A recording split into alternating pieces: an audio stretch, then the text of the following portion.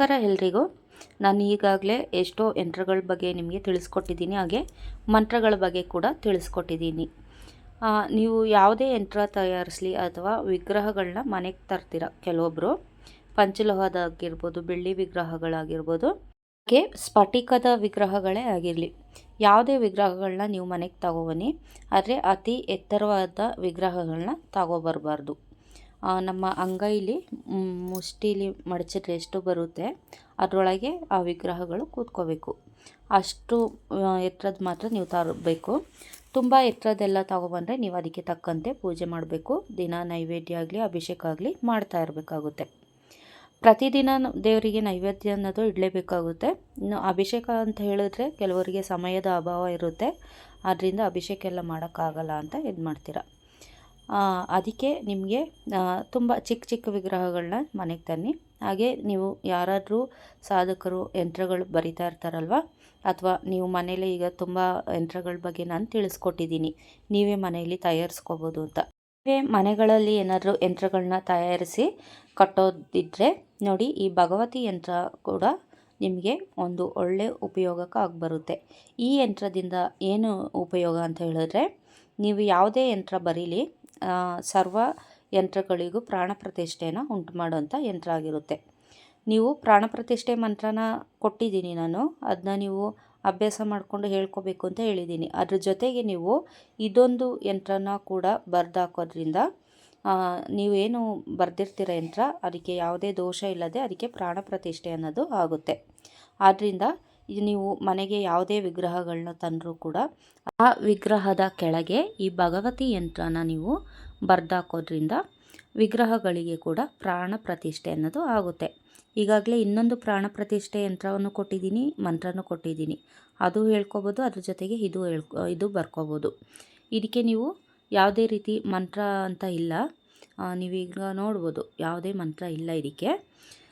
But ಏನು ಅಂತ ಹೇಳಿದ್ರೆ, ಪ್ರಾಣ ಪ್ರತಿಷ್ಠೆ ಮಂತ್ರ ಅಂತ ಹೇಳೋದು ನೀವು 21 ಸರಿ ಹೇಳ್ಕೊಂಡ್ರೆ ಅದು ಆ್ಯಕ್ಟಿವ್ ಆಗೇ ಆಗುತ್ತೆ.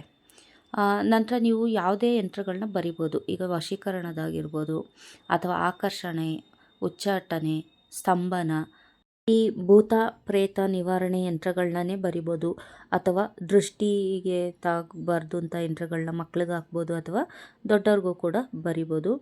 ಇಂತಹ ಯಂತ್ರಗಳ ಹಿಂದೆ ನೀವೇನಾದರೂ ಈ ಯಂತ್ರನ ಬರ್ದಾಕಿದ್ರೆ ಅದಕ್ಕೆ ಸಾಕಷ್ಟು ಬಲ ಬರುತ್ತೆ. ಅದರಿಂದ ನೀವು ಯಾವುದೇ ಪಾಪ ಇದ್ದರೂ, ಯಾವುದೇ ಕರ್ಮಗಳಿದ್ದರೂ, ದೋಷಗಳಿದ್ದರೂ ಅದು ನಿವಾರಣೆ ಆಗುತ್ತೆ. ಅದರಿಂದನೇ ನಾನು ನಿಮಗೆ ಈ ಯಂತ್ರನ ಕೊಡ್ತಾಯಿದ್ದೀನಿ. ಈ ಯಂತ್ರನ ಯಾವುದರಲ್ಲಿ ಬರಿಬೇಕು ಅಂತ ಹೇಳಿದ್ರೆ, ನೀವು ಒಂದು ತಾಮ್ರದ ಶೀಟ್ ತಗೊಳ್ಳಿ, ಆ ತಾಮ್ರದ ಶೀಟಲ್ಲಾದರೂ ಬರಿಬೋದು, ಅಥವಾ ಭುಜಪತ್ರೆಯಲ್ಲಿ ಬರಿಬೋದು, ಎರಡರಲ್ಲೂ ಬರಿಬೋದು. ತಾಮ್ರದಲ್ಲಾದರೆ ನೀವೇನು ಲೇಖನಿ ಬಳಸ್ತೀರ ಅದರಲ್ಲೇ ಬರೀರಿ. ನೀವು ಭುಜಪತ್ರದಲ್ಲಿ ಏನಾದ್ರು ಬರೆದ್ರೆ ಕೆಂಪು ಕುಂಕುಮದಿಂದ ನೀವು ಈ ಯಂತ್ರನ ಬರಿಬೇಕು. ಯಂತ್ರ ಬರೆಯುವಾಗ ನೋಡಿ 4 ಕಾಲಮ್ಗಳಿದೆ, ನೀವು ಇದೇ ರೀತಿಯಾಗಿ ಬರಿಬೇಕು. ಅಡ್ಡಡ್ಡ ಗೆರೆಗಳಿದೆ, ಅದೇ ರೀತಿ ಹಾಕಿ ಧಿಮ್ ಧಿಮ್ ಧಿಮ್ ಧಿಮ್ ಧಿಮ್ ಧಿಮ್ ಧಿಮ್ ಈ ಥರನೇ ಅದೆಷ್ಟು ಅಕ್ಷರಗಳಿದೆ ಅದನ್ನ ಕೌಂಟ್ ಮಾಡಿಕೊಂಡು ನಂತರ ಬರೀರಿ. ನಂತರ ತಮ್ ತಮ್ ತಮ್ ತಮ್ ತಮ್ ತಮ್ ತಮ್, ನಂತರ ಧಿಮ್ ಧಿಮ್ ಧಿಮ್ ಇದು ಬರುತ್ತೆ, ನಂತರ ತಮ್ ತಮ್ ತಮ್ ಅಂತ ಬರುತ್ತೆ. ಇದು ಭಗವತಿ ಯಂತ್ರ ಆಗಿರುತ್ತೆ. ಇದು ಸರ್ವ ಯಂತ್ರಗಳಿಗೆ ಪ್ರಾಣ ಪ್ರತಿಷ್ಠೆ ತುಂಬುವಂಥ ಯಂತ್ರ ಆಗಿದೆ.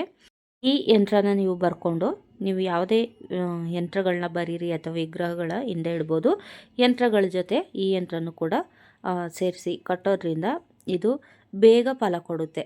ದಿಢೀರಂತ ಫಲ ಕೊಡಬೇಕು ಅಂತ ಕೆಲವರೆಲ್ಲ ಹೇಳ್ತಾ ಇರ್ತಾರೆ, ಅದೇ ರೀತಿ ಬೇಗ ಶೀಘ್ರ ಫಲ ಕೊಡೋಂಥ ಯಂತ್ರ ಆಗಿದೆ. ಇದು ಭಗವತಿ ಯಂತ್ರ ಆಗಿರೋದ್ರಿಂದ ಇದಕ್ಕೆ ತುಂಬ ಶಕ್ತಿ ಅನ್ನೋದಿರುತ್ತೆ.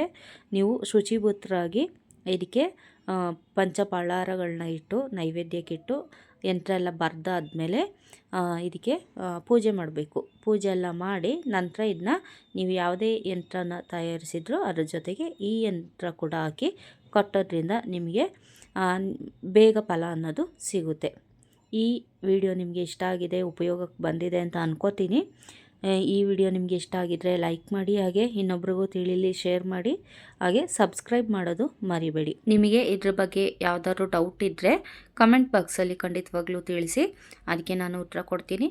ಹಾಗೆ ಮುಂದಿನ ವಿಡಿಯೋದಲ್ಲಿ ಸಿಗುವವರೆಗೂ ಧನ್ಯವಾದಗಳು.